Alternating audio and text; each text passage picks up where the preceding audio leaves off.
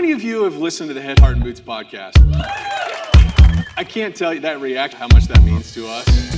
Welcome back to the Head, Heart, and Boots podcast. I'm Chris. And I'm Brennan. Join us as we wrestle with what it takes to transform ourselves and the businesses we lead. This new camera angle makes my arms look smaller than yours. I'm noticing that, and I really appreciate it. I thought you did that on purpose. No, I don't. I didn't, and I am not happy with it. Hey, good morning. Well, sir, how are you? Good. Good morning. I don't know. Is it morning? Yeah, It still is. It is still in the AM time frames, my friend. Yep. So I think we got an intro. We're getting tactical today. Yeah. We're gonna get into some nuts and bolts. I'm actually excited to talk about this one. I don't know why, but this topic just always gets me kind of fired up in a good way, I think. Yeah. I don't know. I think Hopefully so. won't get Most of the creepy time. in there. But yeah, let's rock some sponsors and get into this bad boy. Let's do it. Hey, so first of all, let's talk about answering your phone. Do you have a plan for when your receptionist, your call intake person is out to lunch? Like, where do those calls go? And we all know how valuable those inbound calls are, right, to our business. But do you have a plan? Well, if you don't have a plan, if your only plan is to just have your phone system kind of hunt for the next person that picks up the phone to randomly take in that customer job opportunity, you owe it to yourself to go to answerforce.com/floodlight, right? AnswerForce as a call intake partner is an incredible solution, one that can flex up, flex down, right? If you've got a regional storm event, or your receptionist is out for maternity leave, or whatever.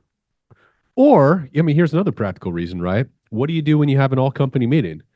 Do you have your wireless phone, your receptionist is holding it in their lap, and then they have to get up and leave and step out every time the phone rings during your all-company meeting? Well, if you had answerforce.com, you just simply select it in your app to have them take the calls while your receptionist is in the all-company meeting, and then unforward the phones when the meeting's over, right? So everybody needs a redundant call intake solution. And if you don't have that in place, you owe it to yourself. Check out answerforce.com/floodlight. Bingo. Liftify.com/floodlight. Guys, we're just such huge fans. I mean, literally any business endeavor that Chris and I consider or think about, even for ourselves, I think one of the first toolkit items, or one of the first teams we consider, is how do we incorporate Liftify into this mix so that we can be generating those 5-star reviews, right? Consistently. We want them recent, we want fresh, and we want to maximize the exposure that we have to every relationship so that we can leverage that in our favor and get more business. So anyways, Liftify.com. They are your bolt-on partner for gathering and systemizing the way that we gather those 5-star Google reviews. Obviously, if you're getting lots of them, their return rate is somewhere north of 20%, 25%, which is just massive. If you're getting that kind of engagement, and then on top of that, they're consistent week in and week out, you're getting these fresh Google reviews. Google will prioritize you. You will, from just an organic SEO type byproduct, you are going to be ranking, and you're going to potentially be outranking your competitors if, for instance, they haven't had one in weeks or months. Even if they have more than you all in, if they haven't had it recently, it's like kind of old news, right? It's got an expiration date, if you will, in terms of how it's weighted and where it ranks you. So again, get them all the time, get them consistently, and get them recently, and those combinations are going to be in your favor, and that's what Liftify.com will help you actually do. You know, Chris and I talk often about this idea of, in order to get consistent process, right, we've got to be careful how dependent that process is on someone's current workload, right? We see this in sales, for instance. An organization is really keyed in on sales, and then they get a little busy, and then that cadence drops off. Well, we can do the same thing with our Google reviews. But with a partner like Liftify, it's consistent. It's the same methodology. It's the same pattern. And there's wins in that. It's good. And C&R Magazine, recently, actually, our business manager, Wayne Hudson, had his debut, his first article published. Oh, that's right. Yeah. Yeah, on right. building trust inside our company. And Wayne is, up to this point, our experience with him, he's a subject matter expert on it. He does a great job of building trust, right? And he talks about some really practical best practices and leadership behaviors to build trust within your company. So I highly recommend you check it out. It's by Wayne Hudson. I really should have the actual title on Quick Draw, but Google or search Wayne Hudson at cnrmagazine.com and you'll see his article. And anyway, it's great. We're excited to see him publish more stuff. But CNR Magazine, right, a source of great, not just industry information, but leadership and personal growth and professional growth. Like there's a wide variety of content that Michelle and her team are cultivating on the site and also helping us keep our ear to the ground, to be up to date on the latest stuff happening in the industry. So check it out, cnrmagazine.com. And it's A-N-D, C and R. All right, last and certainly not least, Actionable Insights. As you guys know, 501c3, very different business model. As a nonprofit, basically they got a primary mission, and that is helping us be more equipped as a professional restorer, and they're assisting us in training content that ranges all the way from the highest end tech that we're deploying in the field, all the way through estimating best practices. And right now, one of the most powerful tools and resources they have available to us as restorers is that profile, that Actionable Insights profile, and the fact that it literally is an AI partner helping write that estimate right alongside of you. So as you're entering in line items, it's monitoring those line items and helping you think, hey, there's some items missing here. Is there potential line items that we should be adding to ensure that the scope's more robust and that it's more concrete in terms of scope? It's one of those tools where not only is it going to help you onboard and bring up a new estimator to speed in a significantly finite time frame or faster time frame, but on top of that, as veterans, man, we just begin to kind of forget things, right? Like there's kind of that saying around those grizzled dogs that have been doing something for a long time, they've forgotten more than we know. I feel like that can happen to us on the estimating side, and that Actionable Insights profile really can just ride alongside of them and make sure that we're not missing the stuff that over time adds up and it becomes real concrete dollars and cents. So Actionable Insights, what an outstanding training and support partner. And then in addition to that, really keying in on the fact that they've got this Actionable Insights profile that we can partner in our Xactimate best practices. So pretty powerful stuff. Okay. All right. We have an interesting topic that I wanted to dive into today. Really falls into kind of our nuts and bolts series where we get a little bit tactical. One of the things that as we've worked with teams, and of course we've had struggles and wins in this category across the board, is there's this constant need to grow, right? Many of us who are in business want our top line revenue to grow. We want our exposure to new markets, to new relationships to continue to expand. And our default mechanism or thought process for that is hire more salespeople, spend more on marketing. Now, that is certainly part of the strategy. And those are items that we can key in to have a profound effect on our business. But what's interesting, and something that I see a lot of us making the mistake of, is we get keyed in on that, yet we're not doing something very critical, and that is measuring our success rate of closing a lead when it walks in the door. And maybe just as, and if not more important, then what are we doing to convert that initial relationship into a construction relationship, right? So if we're getting some kind of EMS work, what are we doing to successfully convert? And so that's why we look at it in two different methodologies or numbers: is closing rate, which is a new job gets called in, a new relationship. Did you get it? Yes or no? Or a conversion rate, where we're moving that from one division into a second, and we are taking care of more of that, that process, Which can be confusing. Like, I think it's maybe important at the outset, because we're going to be using these terms probably interchangeably. It's like conversion and closing are essentially the same things. We just, we have at different intervals an opportunity in front of us, right? Like when we're on the phone, when our receptionist is on the phone, we gotta close that call. Well, we're also converting that call into a new job opportunity, right? And then when our technician arrives on site and is face to face with the client, right, the opportunity there is we need to convert that face to face opportunity, right, into a work authorization. Yeah. And then eventually, right, we hopefully, in most cases, we want to convert that mitigation job, demos complete, into a restoration or recon repair job. So I mean the terminology can really be used interchangeably. I think the thing that always surprises us when we start working with companies is how easily jobs just get lost. Yeah. Yeah. They slip through They just slip through the cracks. Yeah. At each of those different like intervals, right? Like certainly we miss jobs on call intake because uh calls go to voicemail, right?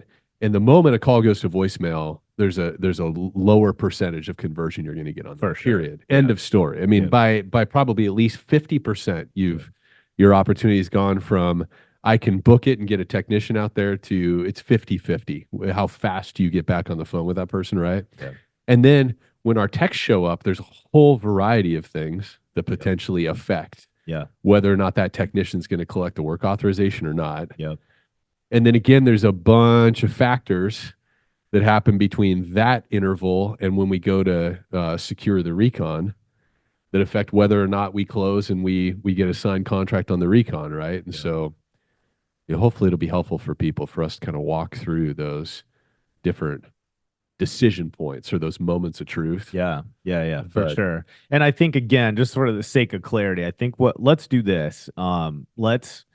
As we're talking through this episode today, closing rate is first call, did you turn it into a job? Conversion is, did we transition that from one phase or division into the second? So let's just kind of hang in that pocket for the sake of understanding as we go through this. Real quick though, people probably are not seeing, there's a new side of Brandon that he brought to the episode today, and I just feel like it's worth mentioning. It's a little bit distracting to me, actually. Is it my flowers? Yeah, it's the flower. It's the flower cup.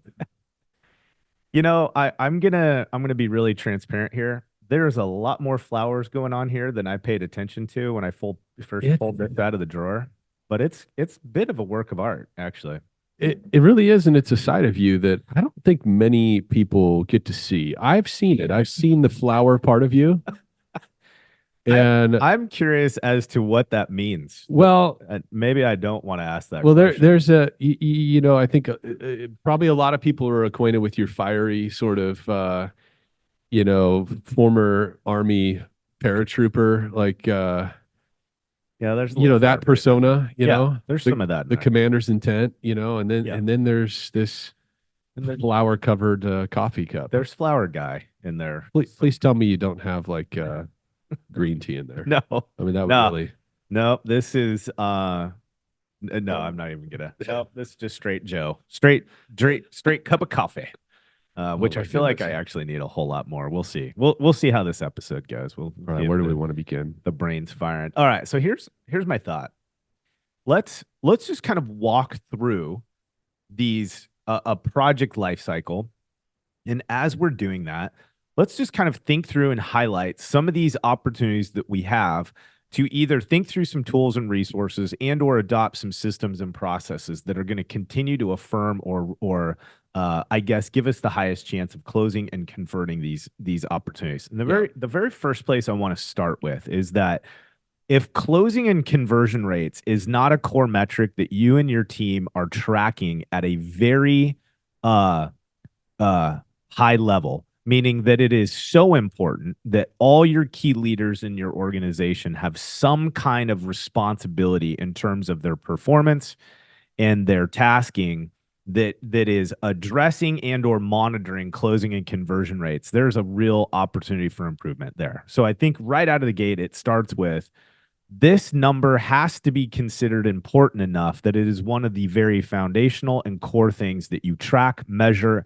and talk to on a regular basis. And so like the way that we think about that is that it's important, we think, for a team to have a running window that they're tracking their current closing and conversion rate. And the reason that we say start with a running window is we all know I could get 50 jobs on a Tuesday. And as I'm working through that, beginning to move them into production, beginning to get work authorization signed, I could have this super dynamic closing or conversion rate for the week. Yeah. Okay. All right. So what do you think's good? Like a 3-month look back? Yeah, I think 90 days to 180 days. And it sounds like, well, that's a big difference. I agree. But I think at minimum, we need 90-day window that we're monitoring in terms of looking at our actual closing rate. But then what we need to do is we have to marry that with the kind of behavior that is looking at it in a small enough time frame that we can still affect change. So think of it, that 90-day to plus window is our real hard score. It's an accurate current score. But then what we do on a weekly basis as part of even in our production meeting and our leadership meeting is that we are discussing our current closing and conversion rate based on the work that's in front of us that week. Okay. I think also too along these same lines, and this stuff is super obvious when we take the time to step back and look at it, right? But we talk about the leakage, and I think some companies suffer on their conversion rate because they aren't looking at the inbound jobs on an often enough basis. Yeah. Like some of the best operators that we see, their team is they're watching those inbound jobs daily and like a hawk. So if a job comes in the morning and it hasn't been touched or somehow responded to by the end of day, like that's a huge alarm bells going off, Yeah. you know, kind of scenario. So some of the most effective teams we see, they're so tightly connected to jobs that are inbound. Where are they at in the process? What comes next? That it's next to impossible for Yeah. those jobs to fall by the wayside, not get put into production, right? So some of the most effective teams we see, like looking at their pre-production jobs that are sitting in pre-production, is at the very least a weekly part of their production meeting before they go into their whip, right? Another example of sort of how to monitor the jobs that are flowing through your system. Yeah. I think you bring up a really good point there too, as we're kind of like starting high level, is we've got to be, in my mind, okay, I think it's important for someone to own a client from the moment they call. Hmm. So like we see a lot of kind of round robin programs where companies they just take the phone call, like next in line takes the phone call. I'm not necessarily in love with that model. I'm not, but No. that's not our job to critique that right now. But the idea is that no matter who takes that phone call, we want that project now, that client to be assigned to somebody that understands I have a working relationship in front of me. And part of my responsibility now is to continue to steward that relationship through the project lifecycle. And so anytime we have scenarios where someone doesn't own that client from the moment that they make a phone call to our company, we are running a risk. Yeah. Because we get we mentality, right? So if we're not tracking this and we're not speaking to it and or oriented around inspecting it on a regular basis, and then thirdly, if we're not assigning ownership of this client as soon as they hit the phone or hit the door, we are running a risk of greatly reducing our ability to close and convert that project. Yeah. So I think that's just some high level stuff that we own right out of the gate. Here's some additional things to think about just as we start a project lifecycle. I think it's important that we script out the way that we take that phone call and what it is that we talk about with the client. And the reason I say that is because I think it's important in order for us to get a consistent product to engineer that experience. And the way that we engineer an experience is we set standards. We set a process for how we take the call, how we record that call, and what it is that we say and do with the client as part of that receiving the call. When we do that, we can engineer an experience and we can ensure that that experience sets a stage for a client that feels welcomed, prioritized, and committed to, right out of the gate. Like the way that we interact with them, they understand that time is of the essence, that they're important to us, and that we're going to do what is necessary to help them and to take care of them. And so the best way to do that in my book is let's engineer a call intake scripting and what it is that we're asking and why we're asking the information, right? I think one of the things that, if we're just in terms of leveraging opportunity and exposure, we really under prioritize gathering good information in terms of why did they call us? And I'm not necessarily looking for the heartsy feely. What I'm looking for is this concrete piece of direction that they got, and that's why they called us. Whether it was a referral partner like an adjuster, an agent, a previous client, whatever. If it was just a generic Google search, I want to know. I want to dig into that. And so again, it's not necessarily directly related to the closing, but it is absolutely directly related to us leveraging the exposure we get into more opportunity. We have to prioritize that intake as part of that intake gathering. How did they call us? What prompted them or put them in a position to call us? Okay. So let's say we move through the first process. We've got a client that's now ours. We're dispatching our team. So now we have this opportunity to set, if you will, I would call it our second best first impression, right? Like first impressions legitimately just happened over the phone. And if we engineered that experience so far, we're pumping. We've got some momentum in our favor. Well, real quick, right? one thing that I think on during that call intake that we're setting the tone for, we coach to this quite a bit, and I think we've talked about it in previous episodes. Answering the 3 subconscious questions that every consumer asks, which is, You're a big cheater. I was going live with that one. can I? Stepping up to the door. Oh, well, but I think it starts, right? I think it starts with the call intake, right? Love it. The person's trying to answer the question, is this person on the line, can they help me, right? Do they have the competency? Are we conveying that we have the credibility and competency to help them in the way and manner in which we take that call and walk them through an intake process? Can I trust them, right? Yep. Which really, in a lot of cases over the phone, it's really what's the tone of voice, what's my sort of what's the posture and tone of voice that I take with that customer? Am I building trust? Right. Yep.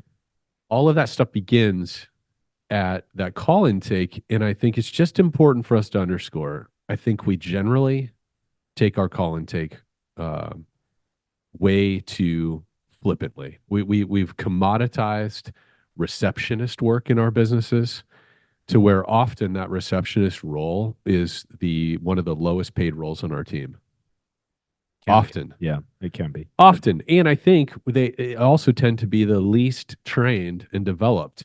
We tend to, once somebody is, quote, trained up on call intake, we never really talk to them again. We just expect, it's just one of those things that's in place. And I think it's one of the biggest errors that we make is not observing, is not checking up on that person's skill base and continuing to help them refine their ability to show empathy and communicate that in that initial call intake and do all the things that we want them to do as part of that customer experience. So yeah, I think you're spot on. And I think the 3 universal questions and our ability to answer those with the way that we behave just continues right on to that first impression when we show up for the first time. So just really, again, we'll just touch those. So it's, do you care about me? Can I trust you? And can you help me? Those are the three questions. And so our job, because most of the time these are not questions that people say out loud. These are subconscious thoughts that 99% of the time all of us have when we're about to meet, get introduced to, and or hire someone for the first time. So we carry those on, right? So when we show up for the first time, we have like this saying that you check yourself before you wreck yourself. When I was in the military, there was a mirror that was in front of the barracks exit. And there was in the whole point of that mirror, and it was written in massive letters over the top of it. This was my first duty station at Fort Bragg. Check yourself before you wreck yourself. And the idea is get your shit together before you go jump in line into formation, because if it's not, you're going to get wrecked when they figure out that you're not checked. Let's put it that way.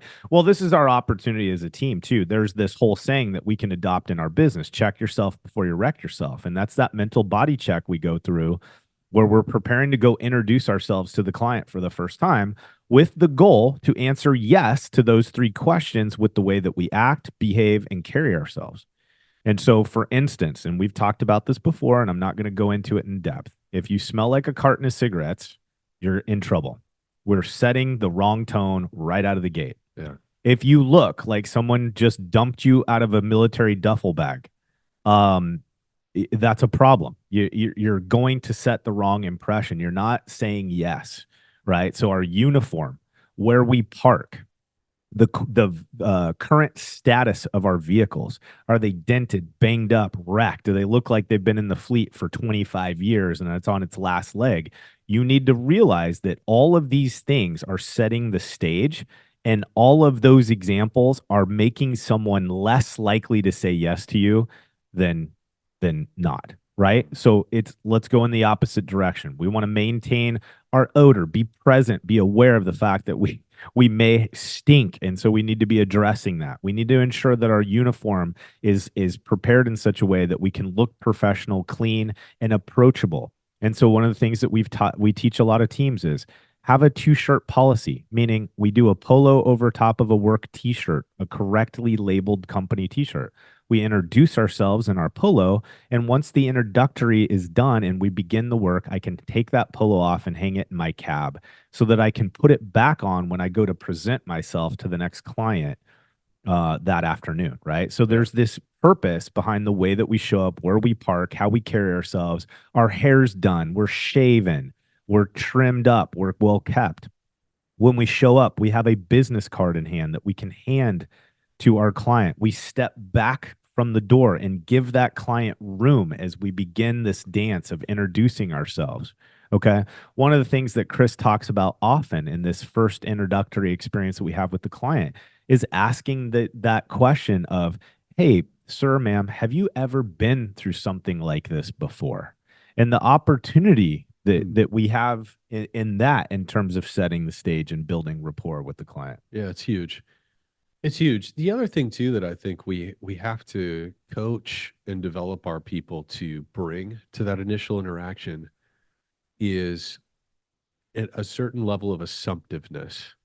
I think this is one of the bigger mistakes that we make as restorers is we show up thinking that we still have to sell the job, and we approach it in that way when we forget that we're emergency service professionals, right? Once somebody has called us out there, certainly we have to prove ourselves. We have to answer those three universal questions. But I think one of the things you and I discovered over the years was the more assumptive we were about the nature of that visit, the reality is they called us, they invited us out to their home. We're an insurance, we are largely an insurance driven restorer. And speaking specifically to when we're working with a residential, homeowner, I think one of the things you and I discovered in terms of conversion is just how important that assumptiveness is. And how we coached and developed our people is, hey, we're here to help. Let me explain the process. Help me understand what your past experience has been. And then I'm going to walk you through. And part of our role as a company is to assist you and walk you through the entire process that's ahead. I love that. Have you been through this? Do you understand how the insurance process works? Because this is what we do. Okay. I've got answers for all those questions. Yeah, I think what you're alluding to there is this idea of when we walk in without that assumptive posture, we don't lead the client. It's exactly right. They don't, it actually is counter to establishing confidence and establishing their trust. The more assumptive we are about the nature of the process and us leading them through the process that's in front of them, the more it puts the customer at ease. That's what we found. Yeah, yeah. Right. And just for the sake of clarity there, we're not saying make assumptions. What Chris is referring to when he's talking about assumptive closing is they called us out. Our assumption is we are going to help this client. Yeah. So let's begin acting, behaving, walking, and leading the client in a way that gives them the confidence that we are the right fit for them, that we have the capability to lead them. So that's what you mean. Yeah. Yeah. And in no way am I implying that we push, we gloss over, we shove that work authorization in their face, like sign this and then I'll, like, no. It's just we're showing up, understanding our role as a restoration professional, Yeah. which is, and this is really true whether it's commercial or residential. But the point is, our objective is to solve their problem and meet their need that Yeah. they have, and we know what that is. 9 times out of 10, we know what is going to follow that initial greeting, and we need to lead them through that so it puts them at ease. It calms some of the anxiety and stress and frustration and uncertainty that they're feeling, right? It's huge. And as we do that, and the customer is able to sort of calmly interact with us and navigate with us, it just unfolds really naturally. I think one other piece too about that assumptiveness is if you're a full service restorer, we ought to be conveying right from the initial greeting the full service nature of our help. There you go. Yeah. I think this is another really common misstep or blind spot that a lot of restoration companies have, is that because we internally think of the different steps of the process as being different departments, different uh, different processes, different science, different, process outlines. A lot of times we inadvertently train our people to talk about the business that way externally, and it really confuses people. Mm. I think we forget the customer doesn't really understand the difference between mitigation and restoration. And we so often use all these terms interchangeably. Like Yeah. we call ourselves a restoration company, but then we refer to the reconstruction as the restoration part of the business. Like there's all this Oh, yeah. interchangeability that we do when those of us in the industry talk about what we do. But to the customer, all they realize is my house is messed up. I think I'm going to need somebody to also rebuild it. To the customer, it's all one problem. Yeah. And yet we can tend to confuse the customer and complicate the process by the way we talk about it, instead of just saying, hey, Mrs. Jones, have you ever been through something like this before? No. Okay, let me walk you through the process, because there's a lot to it, but it's what we do every day. So let me explain the different ways that we're going to help as we go through this, and as we talk about it, we can talk about it as a seamless, continuous process that we're going to be with them for every step of the way. Right, with the intent of calming them down, to let them know by the time they're done with that initial interaction with the technician, okay, we don't have to worry about calling more people. Yeah.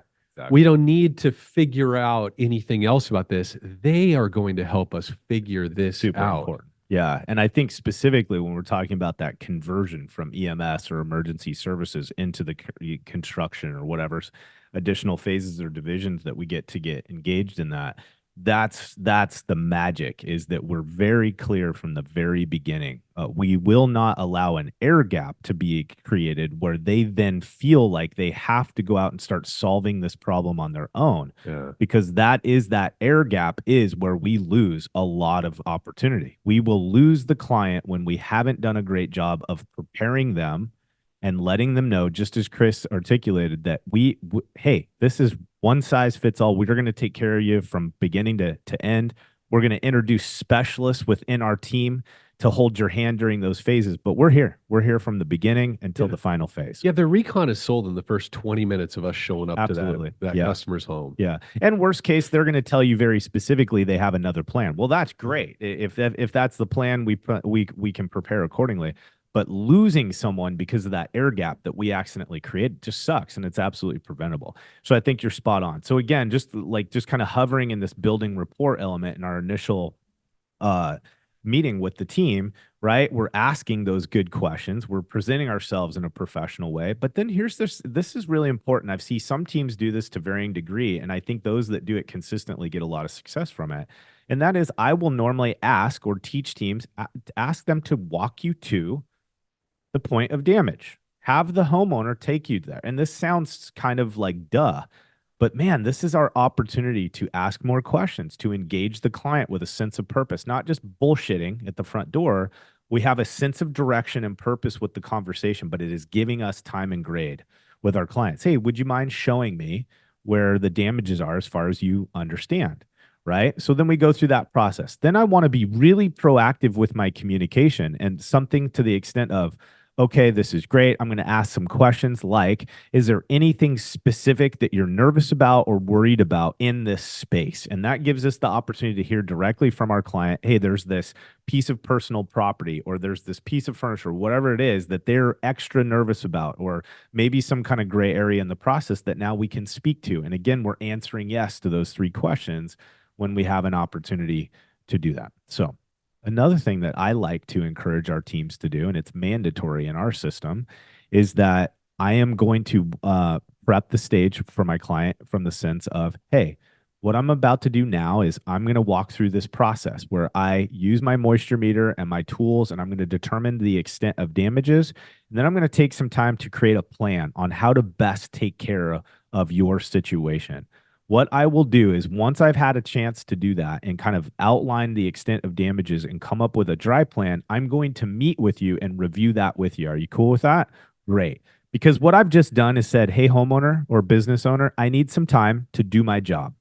I don't want you hovering over me, but I want to be clear with you what I'm doing so that you can be confident enough to give me the space to do my job. And that is before I walk out of here, I'm going to meet with you and walk through my plan as I see it. Okay. So that's an important phase that I think we gloss over. Then speaking of that, that walkthrough of what we plan to do. This is all of us doing what Chris said, assumptive closing. I'm leading the client. I'm teaching them how to say yes to me and inevitably let us start working on their behalf. I'm teaching them what they need to do to walk through this process. So then I stop, I'm done. I have a dry plan. I know what I need to do. And I just walk through it with them, right? Hey, here's what my plan is. Here's how we're going to take care of this loss. Good to go. Great. So what I'm going to do today is I'm going to start the stabilization, right? And I set the path or set the tone. How long am I going to be on site? What all will I be doing? And I'm getting these verbal agreements with me as I'm leading the client through this relationship and teaching them how to buy from me. Now, obviously, we get done with outlining with the client what we're going to do, what's expected, the extent of damages, and then we can walk through our documentation. But I've now had an opportunity while I've been on site to give them the buying signal, to teach them I'm answering yes to these 3 questions by the way I act, the way I behave, the way I talk to them, the way I've led them through the process. So when it comes time finally to get those signatures so I can go out to the truck and begin doing work, I've had lots of opportunity to warm my client up to just saying, heck yeah, let's go. Okay. Now, that's a big obstacle that we've just overcome at that point. So at least we've got an agreement. We're now producing the mitigation work. So now our opportunity is to continue to set the tone and move the client into this transition where our recon team, as an example, begins to hold their hand and lead them through that second phase of the project. And there's a few things that are really important in terms of timing. One is, I think it's absolutely mission critical for our recon division, that part of the team, to begin engaging the client while demo is being done. Now, I do understand from the sake of efficiency that it kind of sucks to go out to a job more than one time. Totally understand.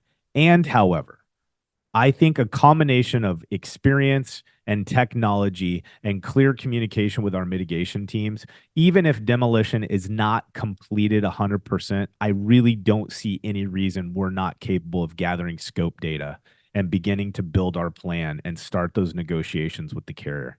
The reason I want to do it then, one, again, I'm removing an air gap where my client is left in confusion or left to create this question mark of things they need to address on their own. Yeah. But more importantly, I'm getting a jump because I now have 3, 4, 5 days of dry time that I can begin my negotiations with the carrier. All of us that pay attention to this show and that are restorers, you know that one of the biggest bones of contention or pains for us is how long does it take us to get the carrier to come to an agreement on our construction scope, right? Especially in a residential environment where it's not a direct out-of-pocket direct pay. 3 to 5 days is a lifetime if your house is tore up.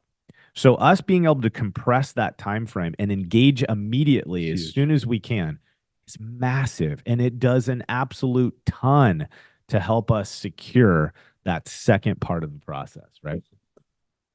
And it's a perfect opportunity for what we refer to as the restoration checklist meeting, right? It's where,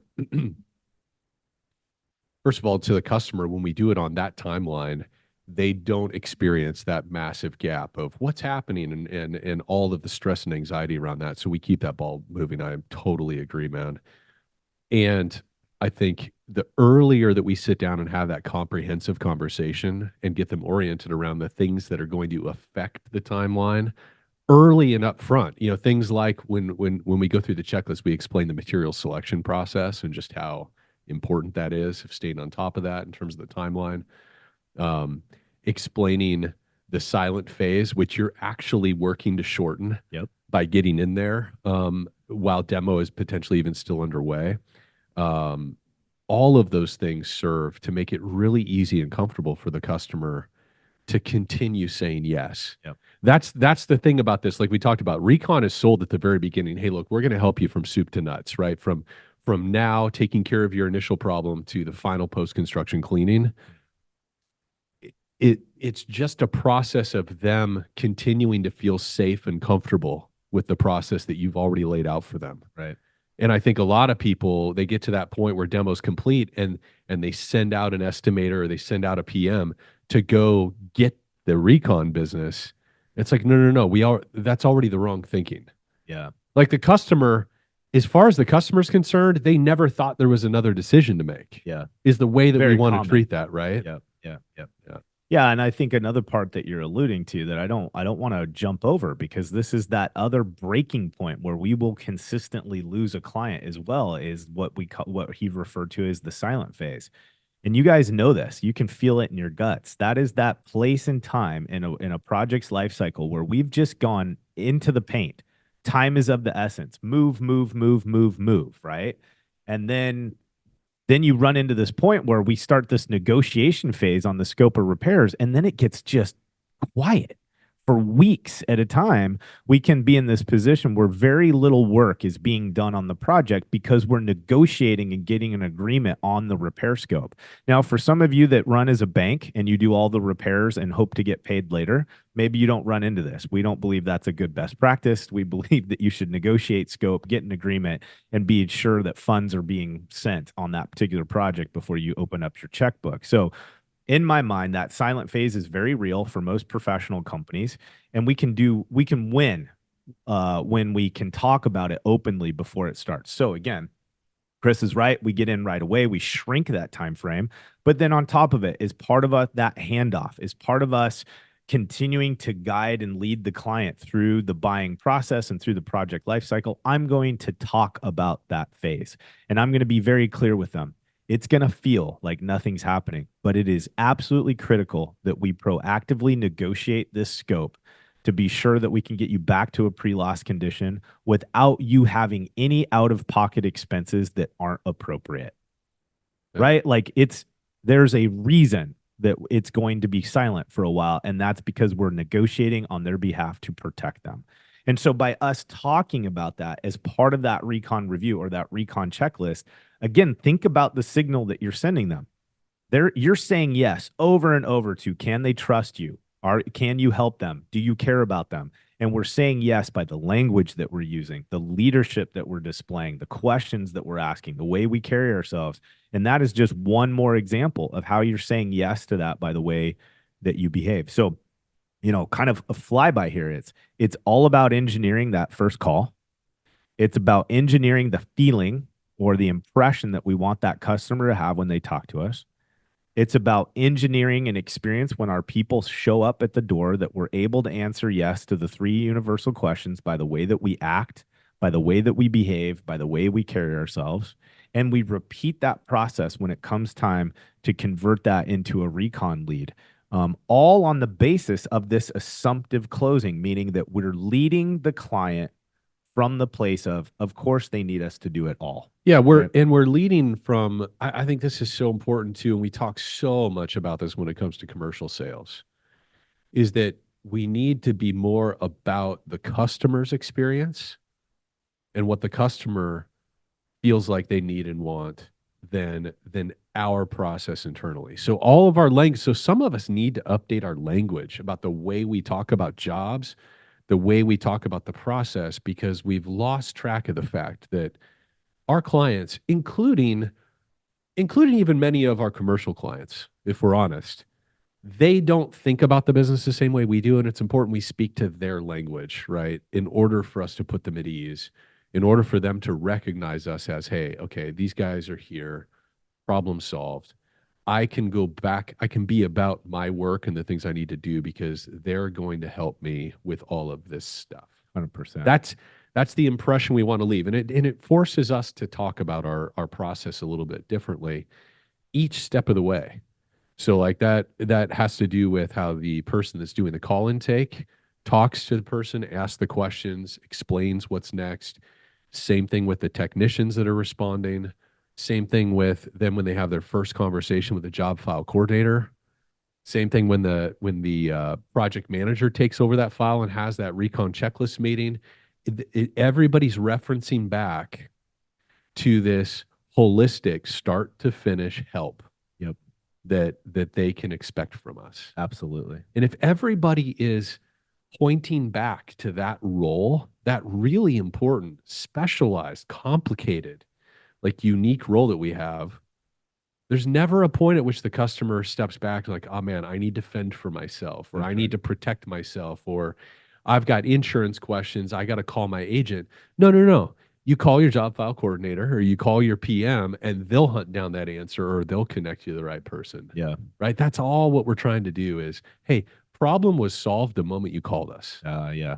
You know? Yeah. That's the right mentality. Yeah. Yeah. That's good. All right, last piece here, guys, and we'll close this one up. And that is, we're not done continuing to earn and hold on to that client just because they've now agreed to and we start the construction services.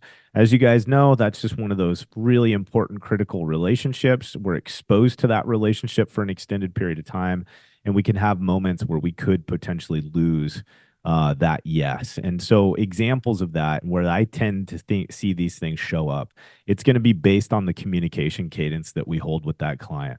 If we have project managers that continue to struggle to give consistent feedback and communication and updates to our client, we're going to open up another air gap where they then feel the need to continue to fight for themselves or fend for themselves, inevitably putting them in a position where we could potentially lose them.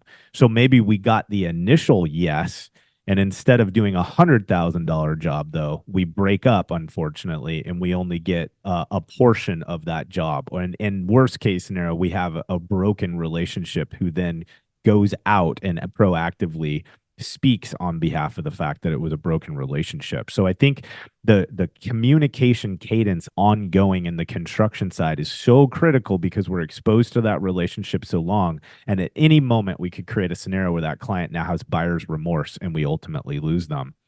The other thing that I would say, and this can really be driven by our coordinator staff, our in-house staff, is there is nothing wrong with having a weekly check-in call where someone through an unfiltered method is checking in with that client, asking questions, and making sure that we do a pulse check. Because the reality of it is as project managers, we can run into moments where we drop the ball, we lose our sight on the target, our communication's not as consistent as it could be, and we could save that by having that redundant backstop of someone just checking in with the client, and we tend to see coordinators doing that and doing it in their role very effectively. And so that combination of things tends to put us in a position where we have the strongest chance of earning that business and getting the green light, and then maintaining that green light throughout the entire customer life cycle so that we get the entire project and scope. All right, here we go. Kind of a beans and bullets. Hopefully there was some content in there that you guys can leverage in your favor. We'll see you next time. All right. See ya.